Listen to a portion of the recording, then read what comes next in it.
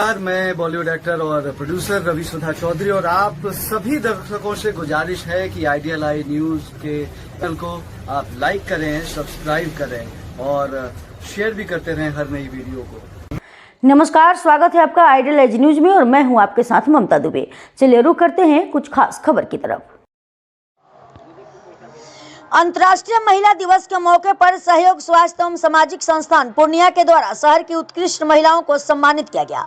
विभिन्न क्षेत्रों से आई महिलाओं का स्वागत संस्थान के अध्यक्ष डॉक्टर अजित प्रसाद सिंह ने किया। तत्पश्चात महिलाओं के सम्मान में प्रेरणादायक सुमधुर गीत की कर्णप्रिय प्रस्तुति श्रीमती प्रज्ञा भारती ने दी। इस कार्यक्रम की अध्यक्षता समाज सेविका मधुबाला देवी ने की, जबकि मुख्य अतिथि के रूप में डॉक्टर वंदना भारती, विशिष्ट अतिथि डॉक्टर रश्मि शिखा और सुशीला भारती थी। मौके पर मंच संचालन किया डॉक्टर के चौधरी ने। फिर बारी बारी से 9 महिलाओं को अंग वस्त्र और प्रशस्ति पत्र से सम्मानित किया गया। डॉक्टर के चौधरी, डॉक्टर अजित प्रसाद सिंह, डॉक्टर वंदना भारती और डॉक्टर रश्मि शिखा का उद्बोधन बहुत सुंदर रहा। इनके अलावा सुशीला भारती, वंदना कुमारी, ANM, निशा कुमारी, अर्पणा देवी, प्रज्ञा भारती और मिथिलेश राय को सम्मानित किया गया। आयोजक डॉक्टर अजित प्रसाद सिंह का आभार। जय नारी शक्ति। आइडियल आज न्यूज के लिए एंकर ममता दुबे के साथ शशिकांत की रिपोर्ट। यूएनओ ने दिया है और सौभाग्य से मुझे खुशी हो रही है कहते हुए कि अभी मैंने किशनगंज में उसको सम्मानित किया, अमर को सम्मानित किया और बहुत बड़ा कार्यक्रम विद्यापति स्मृति सेवा सदन पटना में मिथिलेश राय जी के नेतृत्व में सुनील सुमन के संयोजन में कोसी आलो प्रोडक्शन ने ऐसी तमाम महिलाओं को, जिस महिला के बारे में कह रहा हूँ, रोशनी प्रवीण, एक महज 30-32 साल की लड़की ने वो रिकॉर्ड ब्रेक किया है और उसको लगातार मुझे लगता है कि 6 महीने में उसको 60-70 से ज्यादा सरकारी और गैर सरकारी पुरस्कार मिला है। बहुत शीघ्र मैं उनको इस संस्था में लाऊंगा। तो मेरे कहने का मतलब अगर इच्छा शक्ति होगी, जैसा कि प्रज्ञा भारती जी ने भी कहा कि जब स्त्रियां हर क्षेत्र में सशक्त होंगी, और सशक्त में एक पॉइंट हो जाता है आर्थिक। अगर स्त्रियां पढ़ी लिखी हों, अपने पैर पर खड़ी हों, मतलब सो कॉल्ड की आर्थिक दृष्टि से भी वो अपना कमा रही हों, उसके लिए योग्यता चाहिए, अकल, इल्म होना चाहिए। कोई जरूरी नहीं कि आप MSc PhD करते हैं। अगर आप अपना निजी रोजगार करते हैं, दुकान करते हैं, कंप्यूटर चलाते हैं, व्यवसाय करते हैं, तो निसंदेह आप अपने निर्णय को अपने पति पर, अपने पिता पर थोप सकते हैं कि मैंने ये निर्णय लिया, मैं इस बच्चे को BHU में भेजूंगा, मैं इसको JNU में भेजूंगा। जैसा कि वंदना भारती कॉलेज था, बहुत अच्छा पुराना कॉलेज है, कोसी कॉलेज खगड़िया, मगर वहाँ से इंटरमीडिएट के बाद सीधा भेज दिया गया JNU और वहाँ से आज हमारे बीच डॉक्टर वंदना भारती जी मौजूद हैं और जिन्होंने नई दिल्ली JNU जो विश्व स्तर का विश्वविद्यालय है, 1 to 10 में नाम आता है, 1 to 5 में नाम आता है, वहाँ भी सफल रही हैं। तो ये हमारा एक उदाहरण है कि हमारे घरों की लड़कियां ही इस तरह आगे बढ़ती हैं। हमने देखा डॉक्टर रश्मि शिखा हमारे बीच MD हैं, तो जैसा कि अभी भी मान्यता है कि लड़कियों को, खास करके मैं बताता हूँ कि ब्राह्मणों और मुसलमान परिवारों में पर्दा ज्यादा है, जिसको आप बुर्का कहते हैं, पर्दा है, पौड़ी है या हुआ है।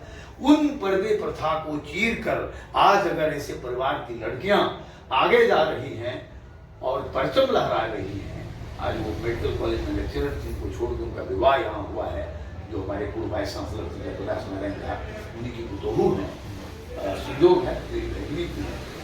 तो हमने योग्यता के आधार पर लोगों को बुलाया है और मैं आप लोगों को फिर एक बार बता दूं कि यह हमारी संस्था जो 2000 से सहयोग स्वास्थ्य एवं सामाजिक सेवा संस्था, जिसके हम चीफ एडवाइजर पहले भी थे, उपाध्यक्ष भी रहे, अभी 2 अध्यक्ष हैं, हमारे सेक्रेटरी साहब नहीं आए हैं, स्वस्थ हैं, विकास रंजन जी। तो लगातार हम लोगों ने स्वास्थ्य के क्षेत्र में, पैरामेडिकल के क्षेत्र में, नर्सिंग के क्षेत्र में जब भी जरूरत किसी को ऑक्सीजन की पड़ी है, हम लोगों ने रात में दिया। ब्लड की जरूरत पड़ी है, जिस ग्रुप का ब्लड नहीं मिल रहा है, वो परेशान है, तो हम लोगों ने उनको रक्तदान करा के, या जो हमारा रिजर्व रखा रहता है वो उसे हमने दिया है। तो सहयोग स्वास्थ्य एवं सामाजिक सेवा संस्थान समाज के ऐसे कतिपय बड़े कार्यों में लगातार बढ़ चढ़ के हिस्सा लिया है और उसी कड़ी में हम साल भर में 2-3 बार मनाते हैं। मैम, सहयोग पूर्णिया के द्वारा आज क्या कार्यक्रम रखा गया था, इस पर संक्षिप्त विवरण दिया जाए। पहले तो नमस्कार सभी को, अंतर्राष्ट्रीय महिला दिवस की बहुत बहुत शुभकामनाएं। मैं doctor Vandana Bharati, assistant professor PG Hindi विभाग, पूर्णिया विश्वविद्यालय पूर्णिया, आप सभी का स्वागत एवं अभिनंदन करती हूँ। सहयोग संस्था पूर्णिया द्वारा जो ये अंतर्राष्ट्रीय महिला दिवस पर कार्यक्रम करवाया जा रहा है, उस पर हमें सम्मान किया गया। समाज से जो भी महिलाएं हैं, राजनीति के क्षेत्र में, साहित्य के क्षेत्र में,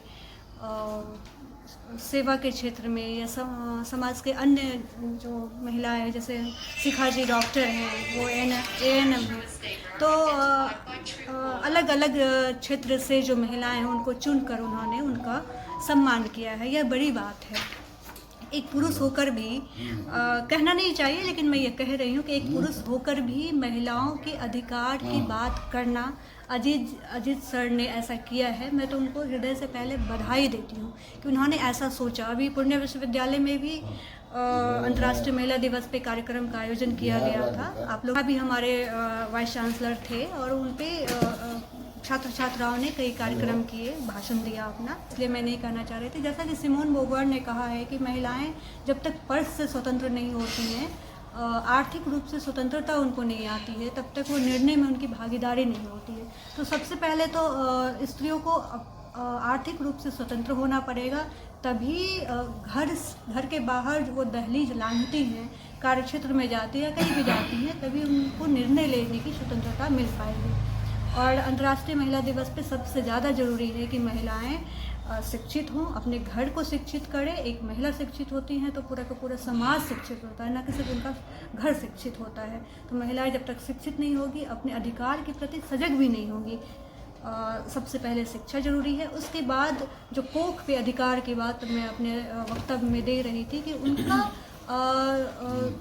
जो यूरोपीय महिलाओं ने संघर्ष कर जो आज़ादी हासिल की है, या अपने संघर्ष से जो स्वतंत्रता हासिल की है, चाहे वह स्वतंत्रता उनके कोख के अधिकार पर हो, संपत्ति के अधिकार पर हो, वोट देने के अधिकार पर हो, उन चीज़ों को भारतीय महिलाओं को जो स्वतः रूप में मिल गया, जो संघर्ष नहीं करना पड़ा और उन्हें उसकी प्राप्ति हो गई, उस चीज़ को समझने की ज़रूरत है कि फूले दंपति ने, सावित्रीबाई फूले ने किन संघर्षों के द्वारा शिक्षा का अलग जगाया था। और उस शिक्षा से अगर हमारे समाज की अन्य महिलाएं वंचित हो रही हैं, महरूम हो रही हैं, और आप पढ़ लिख गई हैं, तो ये हमारी नैतिक जिम्मेवारी भी बनती है कि हम अपने समाज में जो वंचित या समाज के हाशिए पर महिलाएं हैं, उनको हम अधिक जागरूक करें, उनके अधिकार के प्रति सजग करें। मैम, आज का समय परिवर्तन का समय है, महिलाओं में भी परिवर्तन आ रहा है, समय बदल रहा है, लेकिन आज भी ग्रामीण क्षेत्रों में कुप्रथा प्रचलित है। बाल विवाह जैसी घटनाएं घटती रहती है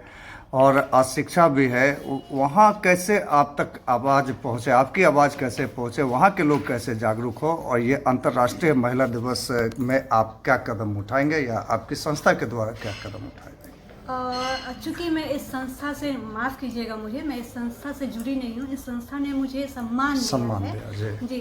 मुझे लेकिन इतना भरोसा है कि सहयोग संस्था सुदूर ग्रामीण इलाके में भी जाएगी और उन लोगों को भी शिक्षित जरूर करेंगे ये लोग, जो कि अपने अधिकार के प्रति सजग नहीं। अगर कुप्रथाएं हैं, मसलन कि बाल विवाह क्यों हैं, इससे पहले हमारे समाज में बेटी का वो जबरन विवाह जो होता है बिहार में, वो प्रथाएं थी। धीरे धीरे जैसे जैसे बच्चियां पढ़ने लगी, उनमें चेतना जागृत हुई, वो स्वयं मना कर दे रही हैं कि हम, मेरे पास उसका उदाहरण है, पुख्ता उदाहरण है कि लड़कियां स्वयं कह रही हैं कि हम विवाह नहीं करेंगे।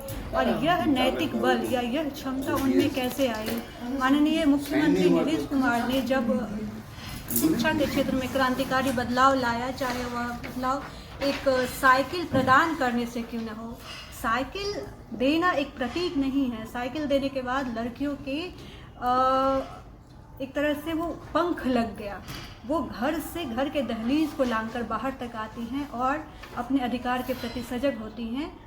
हमारे अभी साहित्य अकादमी पुरस्कार कवित्री हैं।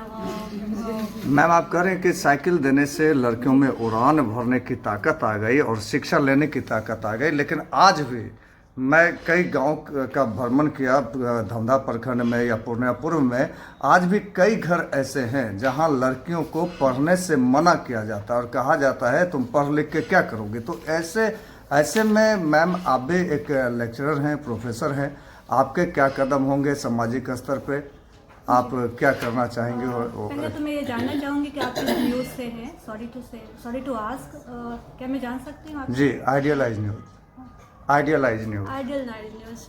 बहुत अच्छा प्रश्न किया है आपने।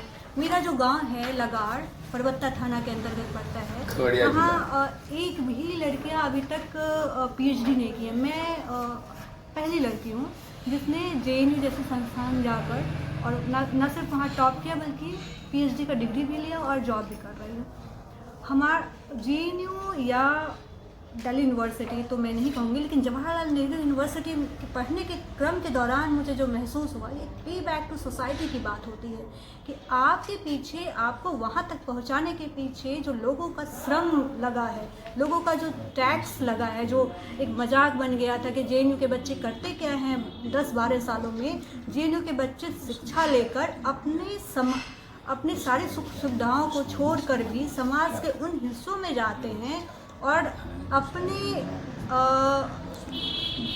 जिन अर्थों में वो काम करते हैं उन अर्थों से समाज में जागरूकता फैलाने की कोशिश करते हैं। मतलब अगर मैं एक छोटा सा उदाहरण दूँ, इससे पहले मैं assistant director Mizoram central university में थी। केंद्रीय सीधी नियुक्ति की प्रक्रिया में 7 साल मैंने जॉब किया है। 1 साल में मैं डिप्टी डायरेक्टर बन जाती, लेकिन मुझे लगा कि अगर बीपीएससी के द्वारा मेरी नियुक्ति किसी कॉलेज में भी हुई है, जबकि सेंट्रल यूनिवर्सिटी से पढ़ लेने के बाद स्टेट में जॉब करना, अगर मुझे लगता है कि आप जानते होंगे, थोड़ा हेय दृष्टि से देखा जाता है। और मुझे बहुत लोगों ने यहाँ मजाक में कहा कि आप जेएनयू से पढ़ के स्टेट में कैसे जॉब कर रहे हैं, लेकिन ये मेरे जेएनयू का ही अवदान है कि मैं अपने इस छोटे से जगह में, छोटी सुविधा के साथ भी यहाँ पढ़ाने के लिए हामी भरी।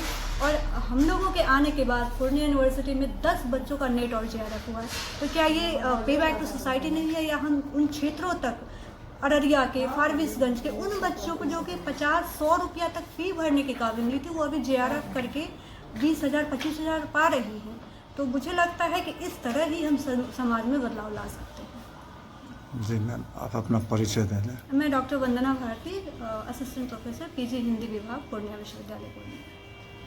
अब तक के लिए इतना ही, और ताज़ा अपडेट पाने के लिए हमारे चैनल को लाइक करें, सब्सक्राइब करें और कमेंट में हमें अपनी राय जरूर दें। धन्यवाद।